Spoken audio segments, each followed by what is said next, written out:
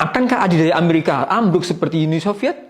Bayangkan, ini negeri yang dulu jadi simbol kemakmuran dan kekuatan global, kini sedang shutdown. Bukan sehari, bukan seminggu, tapi shutdown terlama dalam sejarah Amerika Serikat.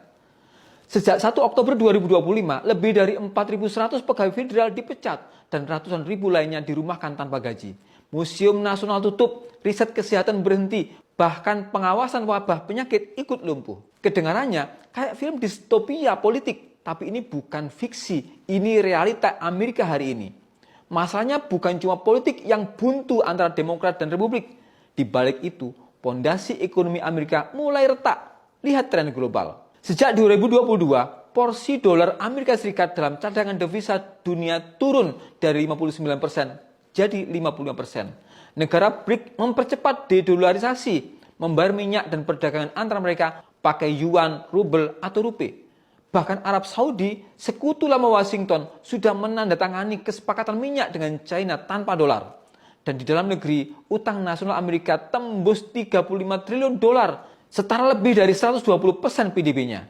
Bayangin, tiap bayi yang lahir di Amerika Serikat hari ini otomatis berutang lebih dari 100 ribu dolar. Sekarang pertanyaannya, apakah ini cuma fase sulit atau awal dari keruntuhan ala Uni Soviet tahun 1991?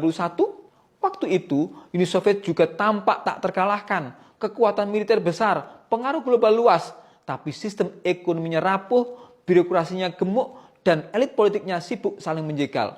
Kedengarannya familiar ya. Shutdown kali ini menunjukkan betapa rapuhnya sistem politik Amerika modern ketika dua partai sibuk bertarung sementara rakyat jadi korban.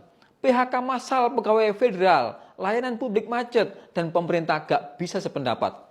Ini bukan sekedar drama politik, tapi gejala disfungsi struktural.